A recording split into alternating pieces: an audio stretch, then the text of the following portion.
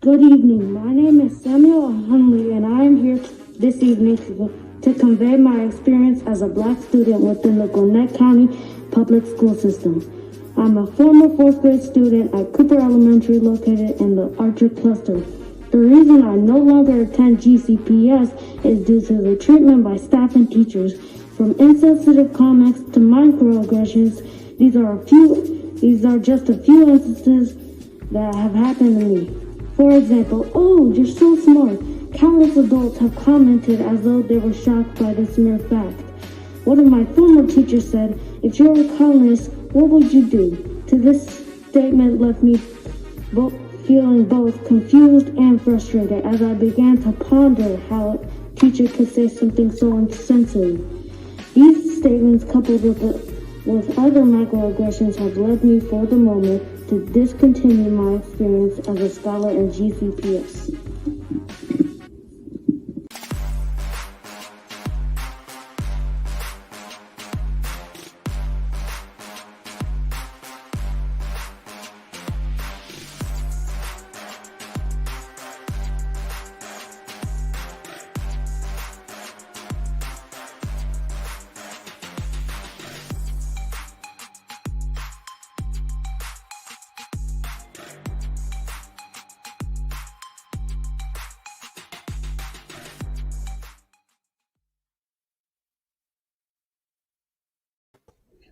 Good afternoon. Happy Monday. Welcome back to Black versus the Board of Education. My name is Miss Laureen, and you guys are in for a treat because we're talking about what are we talking about today? What are we talking about? Stop acting white. That's what we're doing. We talking about that? Yes. Yes. Okay. Okay. So before we get to that, though, let's go ahead and tell them who's in the building. Let me go ahead and start with Miss Trinity. Go ahead and say hey to the people. Hi, everyone. I'm Trinity. I go to Laguna Creek High School and I am a junior. Yeah. And I'm excited to be here and talk about stop acting white. Okay. Hey, Lex, take it away. Hi, everyone. My name is Lex. I'm 17 years old and a senior in Sacramento. I'm happy to be here today with our matching shirts. I think we all look fly today. Shout out to Miss Delita for the dope gear. Thank you. Mariah, say hey. Hi, guys. My name is Mariah. I'm a 16-year-old junior, and I'm excited to be here. Fantastic. Janice. What's up, everybody? I'm Janice. I'm from Sacramento. I'm a 14-year-old freshman. And, I'm happy that we all up in here. Okay. Melissa, round out the crew. Go ahead and say hey. Hi, guys. My name is Melissa. I'm a 14-year-old freshman in Southern California, and I'm so excited that we're all here. So listen, y'all, I just got to tell y'all this week, actually, it just started, but it's already getting on my nerves. There are so many people behaving badly that I actually have a migraine from it. Let's go ahead. Let's start with our first story because I know that we have to get Mariah out of here early. So I want to make sure you guys get a chance to weigh in. So this young lady, not even a young lady, a little girl, 7-year-old at school. Do you have that? Does somebody have? Okay. Well, while we waiting for it, let me just give you the context. This little girl has gone to school a couple times. They have cut her hair. First, her classmates did it, I want to say, and then she went back, and the teacher decided, two of her teachers decided to cut her hair like you see right there on the right. Dad is understandably upset. He complained to the school board. He has not gotten an adequate response from the superintendent, nor the teacher, besides a half apology of "I'm sorry." Is that enough? No, that's not enough. Y'all people must be crazy to think you could just put your hand on anybody's child that don't even belong to you and think it's okay. And y'all think y'all could just get away with it? No, you need to be fired. Simple as that. There should be punishment for that. You're putting your hands on somebody else's child. Like, are you insane? Like, really, are you stupid? Like, what's going on? Like, who does that? And Mariah's face is all contorted. That's crazy. You cut that baby's hair. They cut need her to be hair. fired. Like, that apology, that half-gave apology doesn't mean anything. Action needs to be taken. You're not just going to cut a baby's crown off. That's wrong. I mean, I'm just confused because where did I do that at? Like, who thought that this was okay? Trinity? I don't even know. Like, how do you cut? Like, what? Like, is it during recess? Like, I'm confused. Like, we just do this during class. I hope they're not like exploiting the baby. You know, like having her center attention in class and just cutting her hair. Like, who knows what's going on at school? I feel like the baby should be pulled out of the school or the school district, and the teacher should be fired and not hired. Okay, so let me give you a little bit more context. It says on March 24th, the little baby's name is Journey, was on the school bus heading home from her elementary school when a classmate cut her hair. Because the classmate did it, Dad took her to the shop, and she was able to, kind of pick out a new hairstyle for herself. 2 days later, Journey walked in crying, clearly shaken. I don't think there are words to express how I felt. Her dad said, I asked if the girl on the bus had cut her hair again. She said, no, my library teacher cut my hair. 7 years old. She's in counseling now because she doesn't feel safe because someone cut her freaking hair as like, was it a punishment? Like, even if it was a punishment, like what justification could anybody give for cutting someone's hair? So shout out to little Miss Journey. So sorry that happened to you. We got a Black Girl Support Network if Dad wants to reach out to us and get her connected with some of our teenagers who just love to love on children.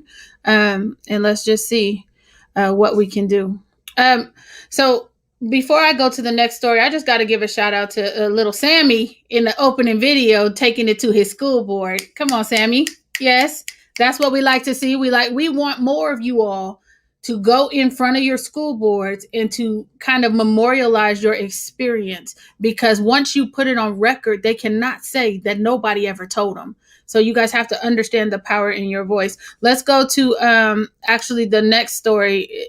So last week when I was talking to you all, I talked about a school shooting that had happened right before we kind of logged on Monday. And come to find out, Lisa, you have that next story? Come to find out, it was more to the story. There was, in fact, not a school shooting. I want you to take a look at this video and let me know what you think. I think you have to erase, you have to go to the beginning of it and share the audio, I think. So, full context, I talked to you all about a school shooting. The school, actually, this young man was in an altercation with his girlfriend. The girl went home, left school early, went home and told her mother and her stepfather that an altercation had taken place with her boyfriend. Mom called the police. Police go to the campus and they shoot this young man and kill him in the school bathroom. Why it was reported as a school shooting, they said an officer was shot. Allegedly, that officer shot himself. So there's a lot of things going on when we're kind of relaying these stories.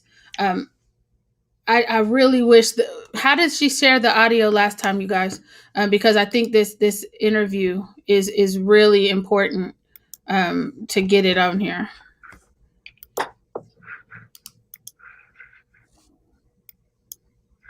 Let's see. So once we'll figure it out. We'll have to figure it out because I'm not sure how we got it up. So basically, the mom is feeling some sort of way now because now this young man is gone, taken out by a police officer. She says she told the police officer he was not carrying a weapon. The girlfriend said that he had on skinny jeans. There was no way for him to hide a weapon. But ultimately, because of a spat on a campus, this young man is no longer with us. Thoughts? That's insane. There's no excuse that's ever going to be valid enough for an officer to shoot a child on a school campus.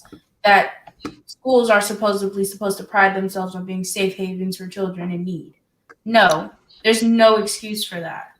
There's no valid excuse. That's So let me do this. Lisa, can you play the video and I will play the audio because it's important that you guys hear this. So I'm gonna go ahead and I'm gonna just play it and hopefully we can hear it. Oh.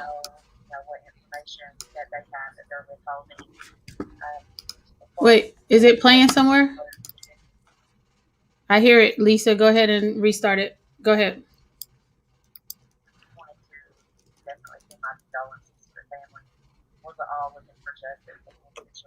Turn up your computer, Lisa.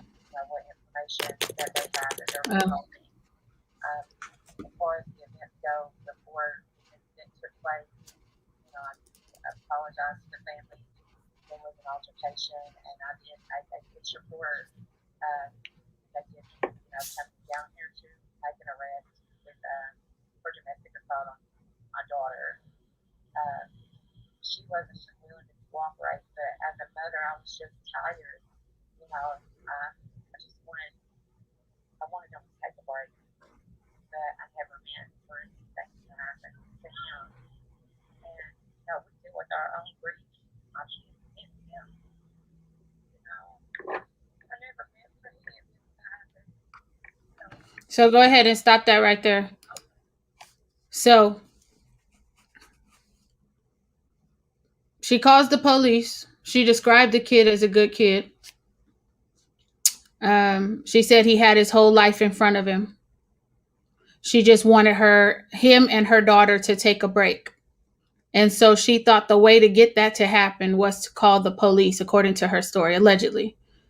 She thought because they had been in a relationship, it was toxic and whatnot.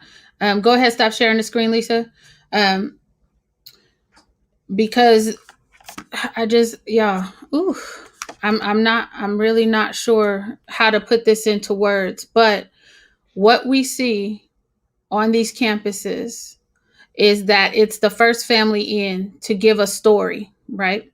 So I'm really wondering if mom of the other boy that was killed, if mom of the boy that was killed would have a different story. This is the second version of this story that I've heard. I'm just at a loss. Maybe y'all can help me out.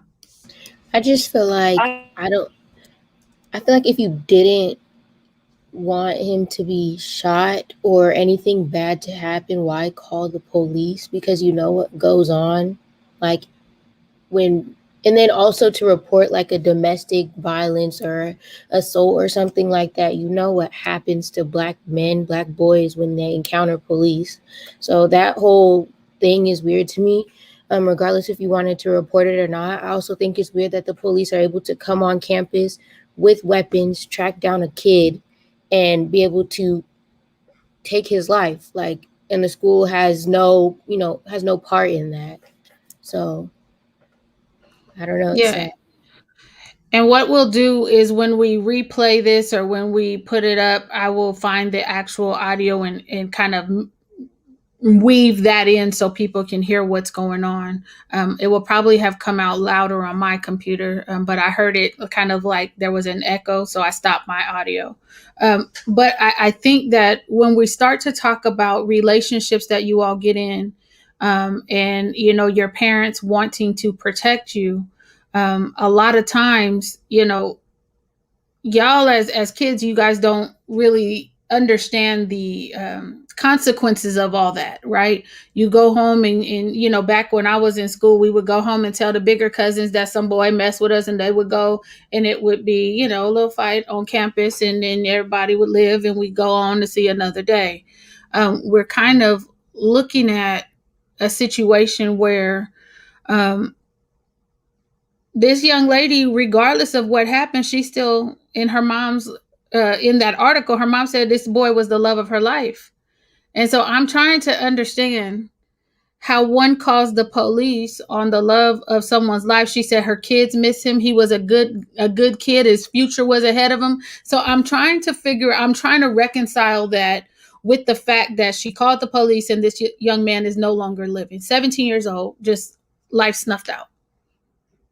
Lex, you were going to say something. You keep on muting and then muting back. What were you going to say? I was gonna say I'm 17 years old, so I'm the same age as this couple of the young man who died. My parents will give me a certain amount of room to handle problems. They'll trust me enough because I'm about to be 18. I'm about to be going into my own place in the world. So I don't understand where or how, why this mom felt it was her need, her choice, her decision to get involved in this relationship and not only call the cops but say that he was the love of her life and then try and file a report on him. Like it doesn't merge together. It just doesn't add up. And it seems kind of like she wrote this like the night before she knew she was going to be on the news or something. It's sketchy and it doesn't make any sense to me.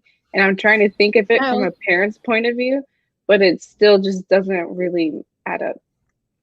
Go ahead. Who was going to say something? Yeah, Somebody I was just gonna say, like, I feel like she knew because you had to tell the police, like, oh, he doesn't have a weapon on him. Like, you had to describe what he looked like, what he was wearing, type of thing. So if you made it a point to like say, oh, he has no weapon on him, he wouldn't be able to carry a weapon, whatever, like, you knew what the consequences could potentially be at this point. So, and then also if it was your daughter, I don't know. It's okay. I think Janice? that this woman was either racist, like blatantly racist, because obviously you're not that uneducated enough to know what occurs in America to Black men, what occurs in this world to Black men. She's married to one and has biracial children. So I'm sure you're not that dumbfounded to not know how Black men and Black people are treated by police officers. And for you to even step out of really just like, I understand there draws a line between I'm being a parent and I need to protect you and I'm going to give you free will. But I feel like she could have handled that completely different. And I feel like part of her knew the outcome of that situation. And before she even attempted to call the police officers, and she still did what she did. Melissa? Version of the story you've heard, right? Mm-hmm. That means that I feel like there's still more pieces missing. It's not adding up, and I feel like there's another third or fourth version out there somewhere that we're missing. There's something missing, and it's frustrating because you only get he's gone. He can't say his part of the story. You only have her part and other people's parts. You don't have his part, what really happened. So there's something missing. Yeah, I mean, I guess the first version was that there was a school shooting. That was inaccurate, right? There was a shooting at the school. They didn't tell you that the police shot somebody, right? Or that he shot himself. They didn't divulge that. And then the second story that I heard, Sean King covered it. He said that he had the audio from an activist on the ground there in Knoxville who said that the young lady went home. She told her stepdad that they had an altercation. The stepdad threatened to come up there and beat his tail. And his friend gave him a gun to protect himself. That's the second story I had. Now, this article comes out and the mom says she called. At first, it was the stepfather called and said there was an active shooter on campus. So they knew what could potentially happen. And they still decided to get law enforcement involved. Now, as someone who advocates in these schools, you don't know how many times I've come across mothers who have basically made their daughters put out a report on a young man because they were mad or upset or angry or whatever. Now, if this young man actually did put his hands on that girl, then he should have been dealt a consequence, but that consequence should not have taken his life. And we have to be clear about that. There are certain decisions that you all make that could potentially get somebody in a lot of trouble, could potentially have someone lose their life because of some little lover's quarrel, right? And so we have to talk about that. And I think that we'll do a whole episode on that pretty soon. And I'll come up with some examples of what I've seen and we can talk about it. Because until we really start understanding, one, that discipline is going to come down on you differently than it does other children. For our boys, it's even more so, right? It's even more so punitive. So we have to look at that. And then 2, you don't get to call the police, him get killed, and then you come out with, I'm sorry. That's not enough. I don't care that she's sorry. I think she has to live with the fact that she caused a certain, or somebody in that house. I don't know, because like I said, there's been a couple stories coming out of there. Someone in that house caused a chain of reaction of events that ended with this young man dead. And somebody has to be held accountable for that. It just is what it is. But anyway, y'all. Gabrielle, I see what you said. If he was the love of her life, why didn't mom just call him and ask what happened? She never liked him from the beginning. I would agree. She said that they were texting back and forth, and she told him that the police was coming to get him. That's what she says in the article. Maybe let me go and link the article on the page so you guys can take a look at it, because there's a lot of things in this article just to regular person. Nah, that just doesn't make sense. So yeah, check out the article when y'all have time. But I'm sorry to start on that type of note, but it's just certain things and certain perceptions that people have of Black children that could ultimately end with them losing their lives, right? But we'll go ahead and segue. Sorry, y'all, because that was a little heavy, and I do apologize for starting off like that. But your shirts look cute. Your shirts look cute, ladies. So let's go ahead and segue. So after we got off last week, you guys talked about, well, actually, I think it was 2 weeks ago, you guys talked about this phase that we go through in school when we try to assimilate and we try not to ruffle too many feathers. And because we want to achieve and we get these good grades, that there's some ways that people attribute certain characteristics to us. So what are we talking about today? What are we talking about? We're talking about how, the phase, not even the phase, the lifelong effect that the backlash we get for the person that we are becoming and the person who we are, like, at the moment. More so, it's just like, being Black, because I'm Black, I can't get straight A's. Oh, because I'm Black, I can't take APs and honor classes, or else I'm, a white girl, or else I'm, something's wrong with me and I think I'm bougie and stuff like that. As if it's like it's supposed to be, that's not for us, as if that's not for our people. We can't exceed those lengths simply because we're Black. We have to act a certain way in order to be classified as Black, which is ridiculous and it's stupid. Mariah, I saw you got to unmute. Let's go to Mariah real quick because I know she has to go soon. Just wanted to add on, like, basically just the aggressions, you get as being a Black overachieving student, So you got that, ooh, you talk proper. No, I talk like I have common sense. Like I was raised with common sense from my mom. Like, and it's just these aggressions, and they're not micro when you experience them. So I'm not even going to say that they're microaggressions. It's the aggressions we get by being compared to white students when we're simply trying to better ourselves and to at least have a spot in the race. Yeah. Yeah, I was just gonna second what Mariah said. I was gonna say, like, when we do find ourselves in those honors and AP classes, or when we find ourselves at a seat at the table that we weren't welcome to before, there's always those aggressions, like Mariah said, like, oh, you talk proper, you're so smart for a Black girl, or I've never seen anyone like you here. You're well spoken, like that type of thing. You're well spoken is one that I get. That's one that I get a lot. And it's weird because, I was researching this and, there's AAVE and it's been criticized for not being the proper way to talk. But as soon as white people in society became aware of the terms and thought that it sounded cool, or company social media pages started using them to market to a younger audience, suddenly they're trying to normalize it.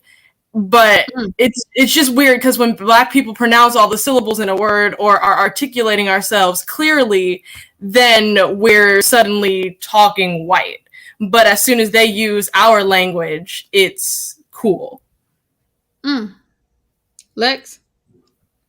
Yeah, I mean, Melissa, you just laid it out on the floor right there. I like, that's how it is.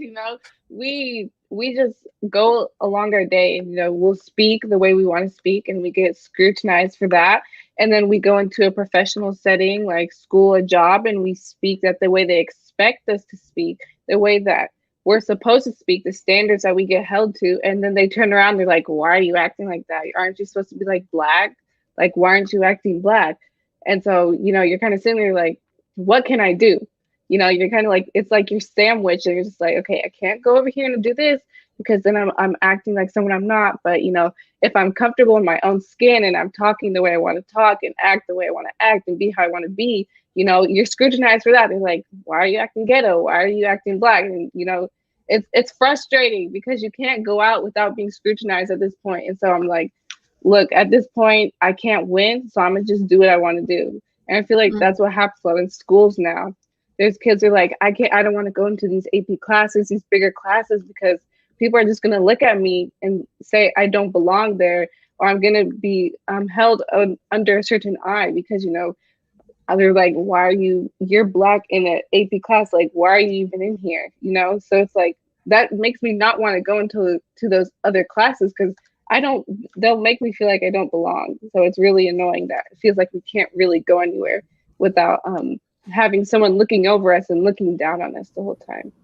And then it be our own people, not even referring to other people calling us these names and categorizing us to be a specific type of way. It is our people who look like us, talking about oh, you act white. Oh, you act ghetto. Or, oh, why are you in that AP class? Oh, you got 100% on the test. Like, what you doing? Like, oh, can you give me the answers and stuff like that? Like, and it's ridiculous when it's just like, we're supposed to be uplifting each other, like putting power into each other and spreading the kindness and love that we would like to receive. But it's more so a lot of us kind of putting each other down. And it's sad because it's just like we're trying to get up, but it's just like we can't get up if we continue to put ourselves down. We can't get up if we continue to put each other down. And it's just like we're trying to get in this race, but it's just like we got all these strings holding us back. So it's just like all this weight on my shoulders. How am I going to win? Like, I'm trying to win right now. I'm trying to get somewhere. And it's just like, I can't because I have the weight and the pressure of everybody else on me. And it's just like, there is no borderline of to where it's just like, I feel comfortable.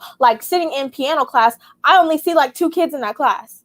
And then I would ask one of my friends, like kids I used to be cool with, oh, how does this piece sound? And then it's just like, you're in piano?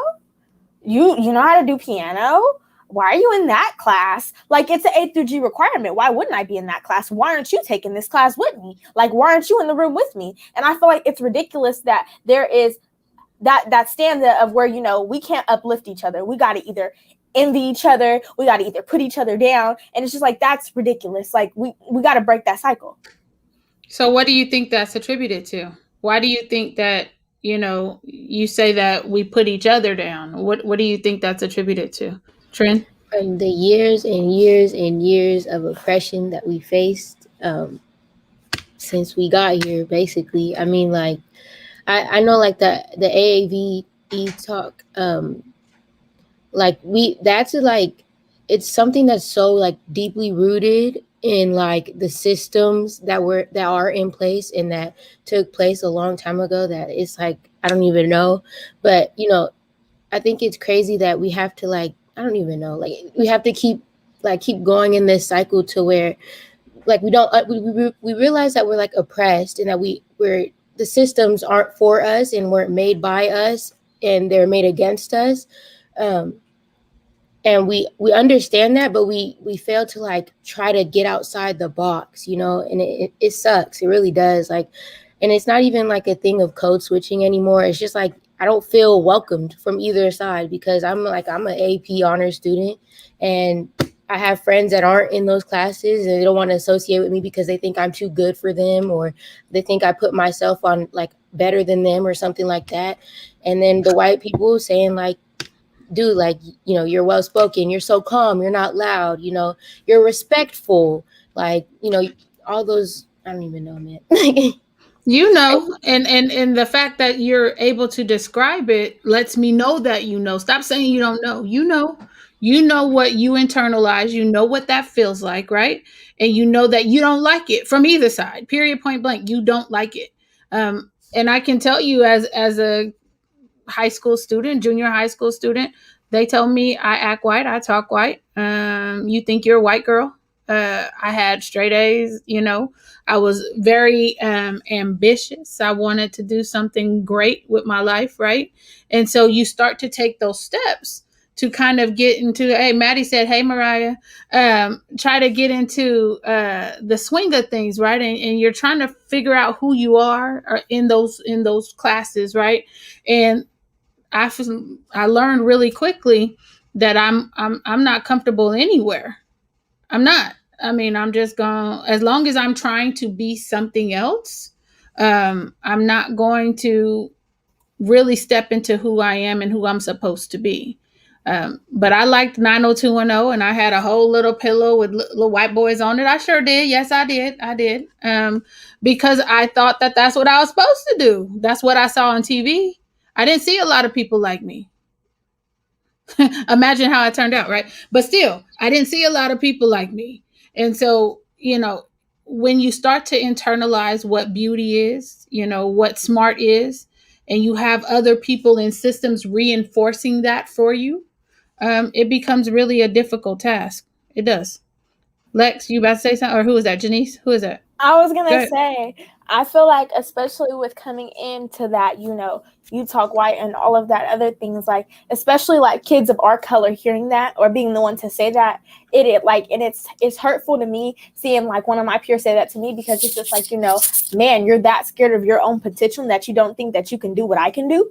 Like, you're unaware of the heights that you can reach as a person because you haven't been, prophesied over, you haven't been talked to, you haven't been spoken over, as some of us have. And it's just like, it's important and significant that we give that to the peers who we know don't have it.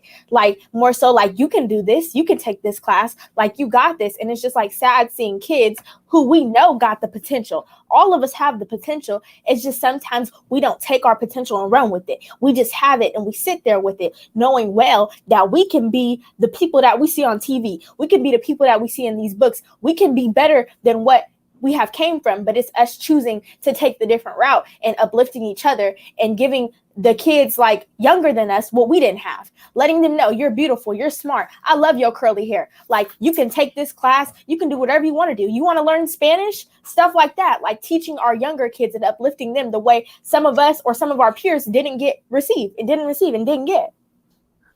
I also think like, oh, okay, yeah, I think like one thing that I noticed is like, for like right now, I understand like the aggressions that were said to me, but like back then, like I was even thinking just now, like I gave a speech for my 8th grade promotion, and a lot of people came up to me after the speech and were like, oh wow, you're so like well spoken, and I took that as a compliment, because like I've never seen anyone give a speech like that, and I didn't know that it was an aggression at the time, or like, oh, you should, maybe you should go into public speaking. You're so well spoken. You're so articulate. I didn't know you could speak like that.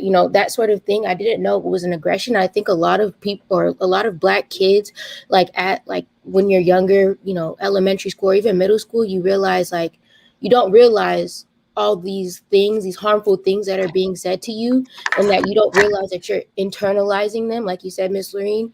And later on, they come and bite you in the butt, because you like I said, I thought that was a compliment to me, like, because I've never seen anyone like me at my school or in my elementary school give a speech, or, tell me I'm well spoken, or I should be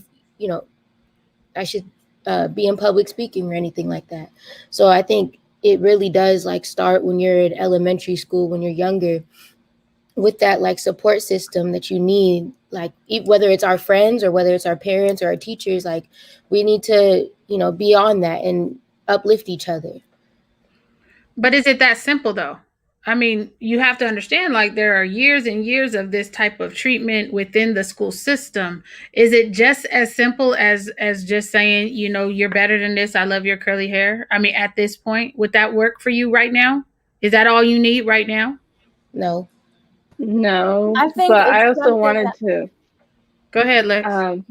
Hop off what Janice was saying, which goes into your question. Our Black peers that come at us, saying like, you're Black, you're being overachiever, like, why are you doing this? Like, what's the point?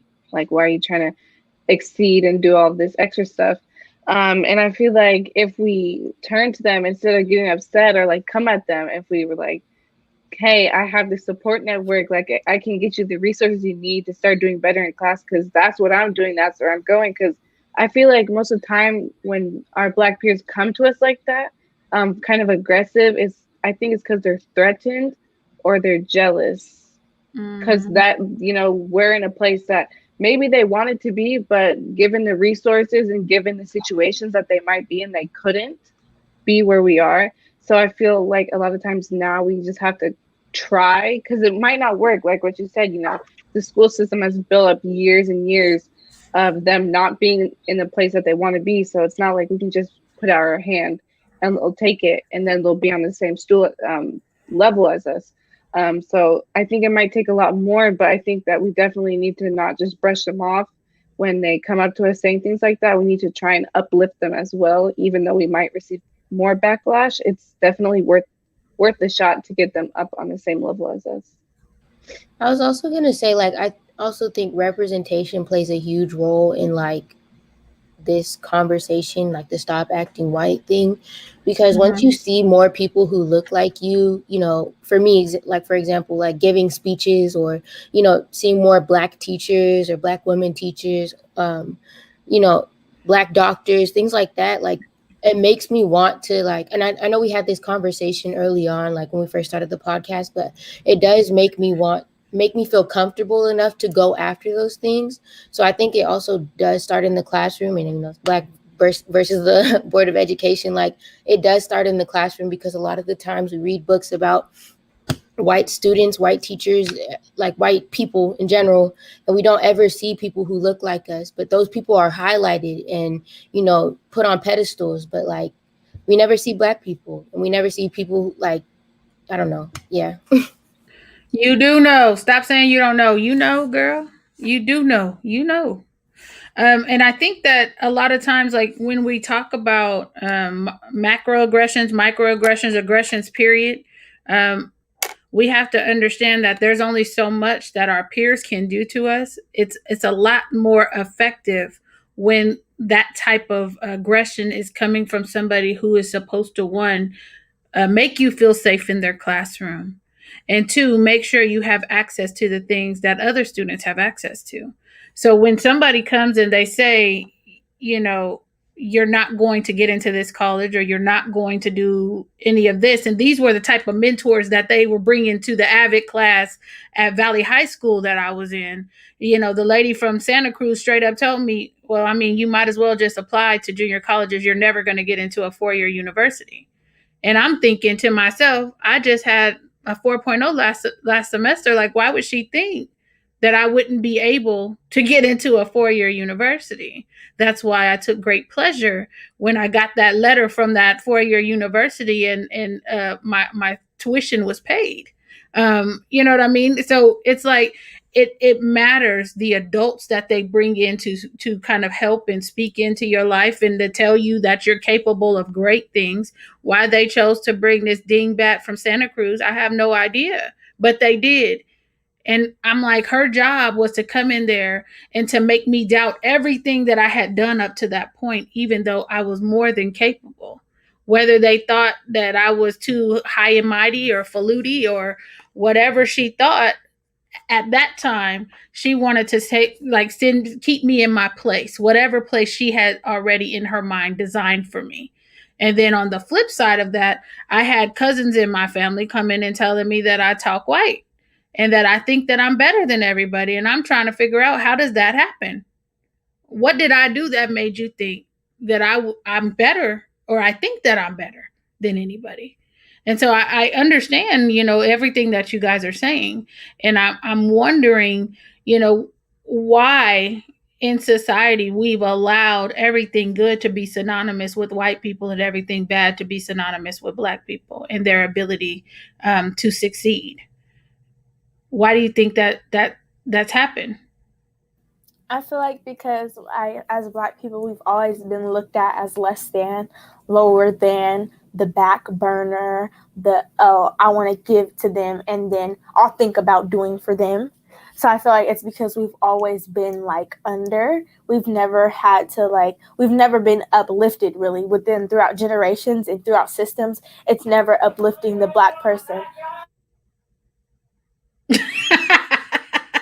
Mama got in on the conversation real quick. But yes, that's what I was saying. Okay, that's what's up. I think it's because they can almost never break us, and it's frustrating to them. Slavery was over 400 years, and we're still thriving, and that's not what they want. So it's the fact that we are still trying to be better, and we've been oppressed, but we don't let it. I can't find the words, but we aren't. My words, but no,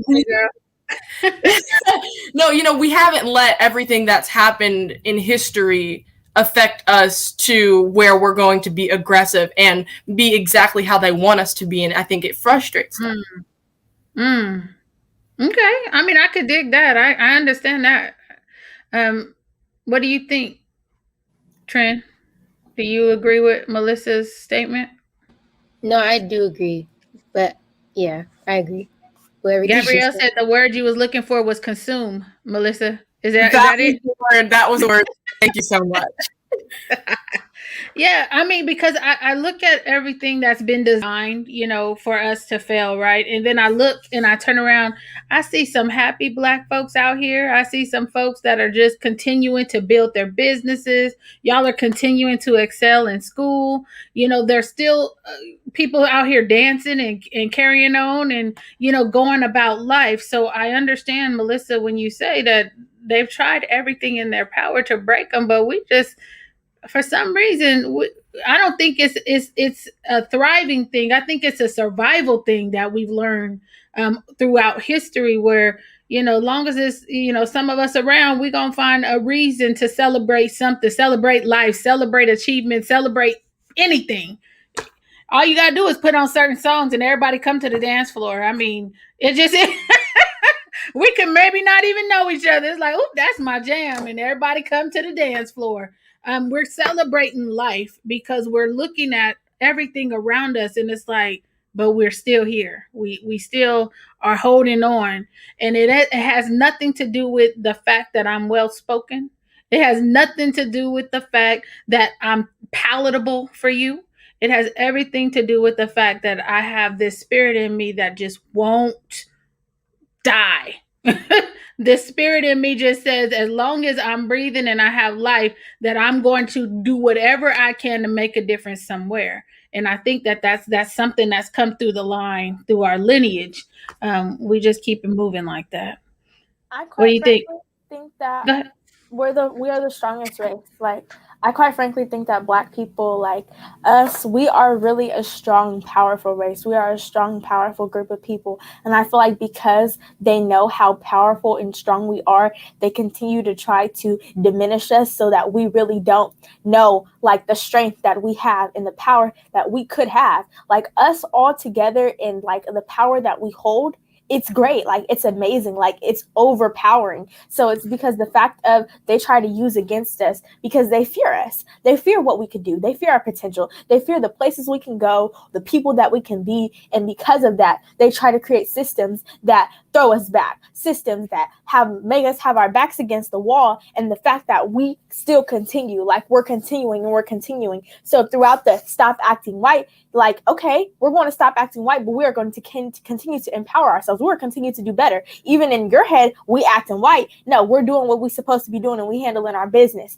to try and break generational curses, break cycles of what this world and what the systems have tried to give us. That's what we are doing. That's what I'm thriving for. So if I'm acting white, so be it. And Maddie says, I don't think there is a certain way for anyone to act or speak. I don't think so either. That's what we're talking about. We're talking about how society has basically created a way that they think we should act. And if we act something other than that, then suddenly we're in a category, we're acting white. There is no way that anyone should act or speak. But when society creates a standard or an expectation and we don't live up to that, then suddenly we're not accepted. It's just a think that leash. when go ahead. Sorry, I'm sorry. I didn't mean to cut you off, but I wanted to go off Melissa. I feel like it's a leash, they're trying to hold us onto something. And so they're gonna put these words, these standards, like how we speak, and they're gonna wrap that around our necks, and then they're gonna drag us along. And then they're gonna see how long we kind of go with that until we start to pull back. And when we do pull back from that leash, from that restraint, that's when we're not accepted, like Melissa said. That's when we're different. And that's when we're trying to go outside of our little shell and trying to become something. And that's when we get scrutiny from the other people on leashes, from everyone else who's out there. And then we get scrutiny from people who are watching us break from that leash. So really, I think society's trying to hold us and contain us. But we're obviously not being contained, and we're going outside of that. But that's causing us to get scrutiny because when a dog gets off a leash and it starts running away, everyone's chasing after the dog. Everyone's trying to get the dog, put it back on the leash. And I think that's what society's trying to do, is trying to keep us in this one spot, saying if we go anywhere else, we're going to get scrutiny from everywhere. We're going to get people coming at us from everywhere. So I think that's what a society is trying to do by placing us in you act this way, this is what we do.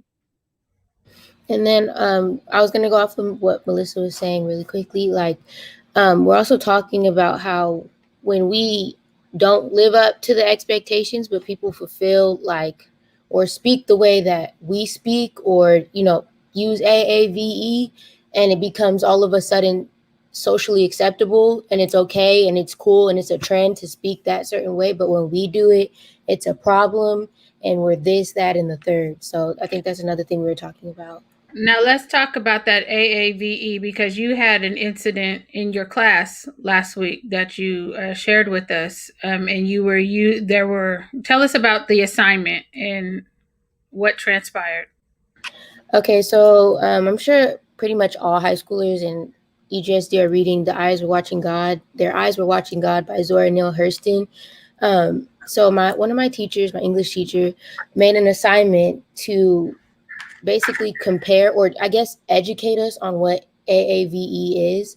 So she took an excerpt of the book, and it was a quote where there was AAVE, African American Vernacular English, and another quote that was more like contemporary literature or standard English. And she had the class judge the two statements, basically. And the first statement, the first AAVE statement, a lot of kids put that the person who said what the quote said was excuse me, uneducated, disrespectful, probably didn't treat women right, like dirty, maybe not enough education or something like that. And then the next quotes, the contemporary literature quote, everybody was like, it's definitely not the same person. They're not from the same background. They're respectful. They went to school. All of, basically the opposite of what the person who spoke AAVE used. And yeah. And so it brought something up in my mind when you were explaining that to me. And so when you talk about AAVE, back when I was coming up, they called that Ebonics, right? Mm-hmm. Ebonics. And Ebonics, what they were trying to do was get that designated as an official language. So in a sense, would they tell a Spanish-speaking person who wrote that in that way, because that's their language, Spanish, would they tell them that they were uneducated, or is that just reserved for Black folks who code switch, really? Because it was the same author. She spoke in two different languages, really, and that was seen as uneducated. But they would never tell a Spanish speaker, any other foreign language speaker, that the way that they speak is ignorant. They would never do it. And so the teacher in your specific case had an obligation to really kind of educate that specific student who called it ignorant about the ways in which, and she probably can't educate nobody because she probably wasn't Black, but she doesn't understand that it's a different way that we talk as opposed to everybody else. Can we talk with regular English from whoever made it? Yeah, we can do that too if we want to. But sometimes we don't want to. And we want to talk to our people the way that we want to talk to our people, and our people understand it just fine. And just because you don't understand it does not make them ignorant. Maybe they need to learn a second language or two. That's what should have happened in your class. And that's what I don't get. Like, I don't understand how we can accept other people's cultures and we can kind of pour into other people's cultures. But when it comes to Black people, if you do something differently that I don't know, you're ignorant. And That's I don't problematic. understand how they expect us to stand behind these other cultures and pour into them. And they have high expectations for us to do that for them, but we never even receive that back. It's rare in which we receive that back. But we are somehow obligated to stand behind other cultures and their battles, other races and their battles. When it comes to us, where was y'all at? Yeah, some of y'all was there, but where was y'all at? Because y'all want representation from the whole Black community. Well, where was your whole community when we was going through it? Because we've been going through it for generations. And it's been real quiet lately. I mean, there's a lot going on. And, you know, a couple of weeks ago, it was all stop Asian hate. And I'm just wondering, did it stop? Because I ain't seen nobody lately. Did the hate stop or it just went away? Like, what happened? I don't even know. I just feel like that whole thing was crazy. And it was, I agree, like, stop Asian hate. None of it's okay. But None of I don't it's think, okay. yeah, like, it's human rights. It's a human rights issue, but at the same time, you don't need to be pulling in people who have their own struggles that are very prevalent and that are still, that are still occurring, and expect them to fight the fight for you. We're playing our own survival game. Like, we're trying to live on our own, make sure that our family gets home safe. There's no reason why, Black Lives Matter, or Black people have to come in and fight your fight. And like you said, it's been real quiet lately. It's been real quiet. I haven't heard anything from anybody. And the reason why I said that it's went away is there was a whole onslaught of it, like for 1 or 2 weeks. And then now it's quiet. Did the issue go away, or was it just something for the moment? Because I'm still waiting for the mayor of Elk Grove to designate a buddy system for Black folks being pulled over by police officers. Same energy. If we can do the buddy system for AAPI, we should be able to do a buddy system for Black folks. Like, I want to see the same energy, especially when you want me to come in and step into the fight. Like, I need to see the same energy that I'm fighting with for what we got going on, that continues to happen on every single level, whether it be the school board or on the federal level. And we can't get no buddy system, but a couple of incidents happen. People are being mean to people, or people are hitting people, and then all of a sudden now we need to act. Where is that same energy to act on behalf of Black folks? And I'm not saying they shouldn't have acted. They absolutely should have acted. But where's that same energy for Black folks? I'm just not seeing it. I'm not seeing it. I'm not hearing it. And so I'm waiting for that same energy about buddy systems for Black folks that are scared to death to be pulled over by police officers. When's that happening? Everybody gets real quiet when I go to the school board and I'm like, your discipline policies. I've been talking for 3 years. No movement. But they want to throw everybody in a bucket and say, oh, well, everybody's having this problem. No, everybody's not having this problem. That's why you're number 1 in the state for disproportionate discipline of Black students. Everybody's not having this problem. When everybody has the problem, we can talk about everybody, but everybody's not having the problem. But when you're achieving, they want to, oh, that's our student. We did that. We poured into them. Not talking about any struggles you've had on their campuses. But because you're doing well and because you're a standout student, then they want to take all the credit for you until you serve them for no purpose anymore. And it's sick. I feel like, nothing's going to happen until we get that buddy support system, because obviously we've been fighting our own fight for hundreds of years and nothing has changed. Nothing has happened. And I read a quote the other day and it was like, nothing's going to change until your white kids start getting killed by police officers. Oh, that was Cuomo. Like, yes. That was and Cuomo. I was like, and they mad at him for even saying that. I mean, if you look at it, it's probably true, because our people have been getting killed by police for years and nothing's happened. You know, we until we have like that buddy system, because right now we're on the bottom. And so, you know, if someone's screaming from the bottom, the people at the top are just like, okay, like, you guys hear that little voice down there? Okay. You know, they're not going to do anything about it until somehow we can start climbing and getting to the top and look at them right in their face and be like, hey, we got a problem.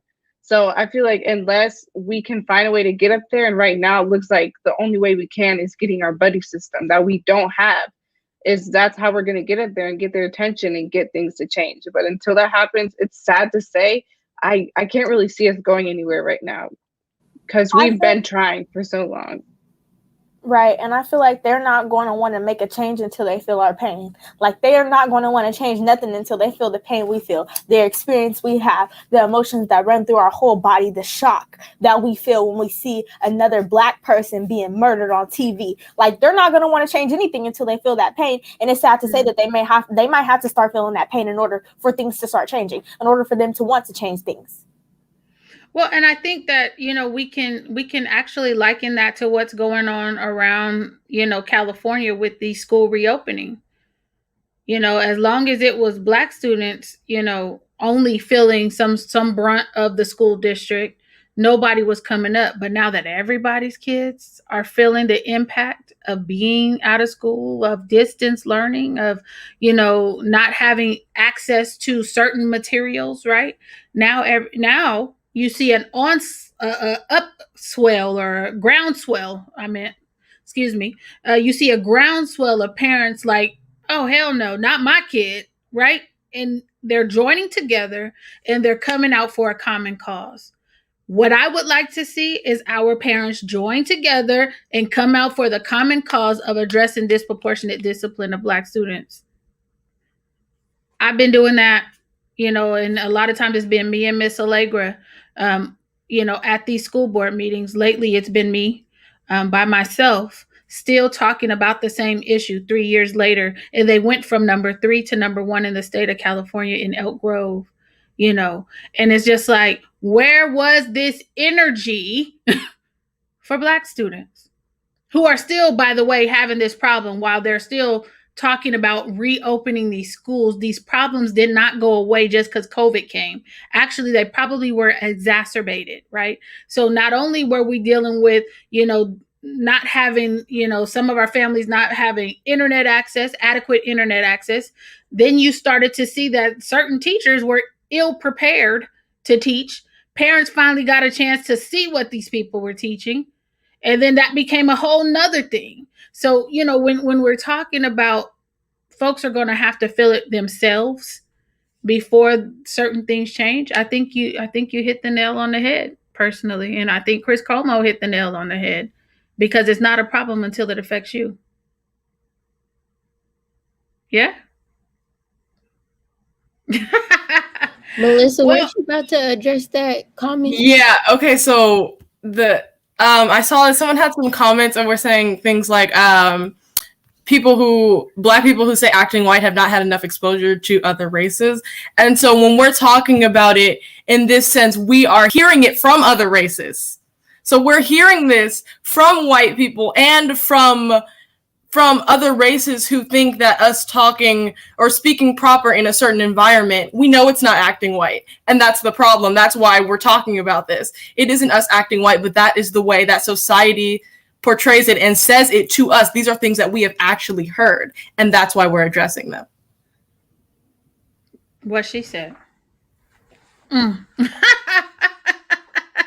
So listen, I'm glad that we had, look at this bug all in my face. I'm glad that we had folks. Have we heard about academic pods? Rich white people paying?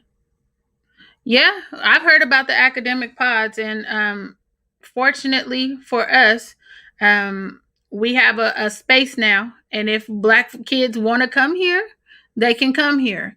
But it's about putting certain things in place so that we can offer the same services that people who have money and access offer to their children with no questions asked, right? And so we want to, at Black Youth Leadership Project, we want to get ourselves in a position where we can have the academic pods, because there's no reason that our students should go without because people don't want to do the right thing by them. So with that, y'all, we've run out of time for today. We would like to thank you for joining us for another episode of Black versus the Board Education. Make sure you follow us on Spotify or subscribe to Apple Podcasts. We would like to thank Lisa for doing the production all by her lonesome today. Thank you so much. I know it was a lot of little hiccups, but we'll get better as time goes on. So once again, ladies, it's about that time. Go ahead on 1, 2, 3, hit them with that wave. We will see y'all next week. Same bat channel, live from Elk Grove.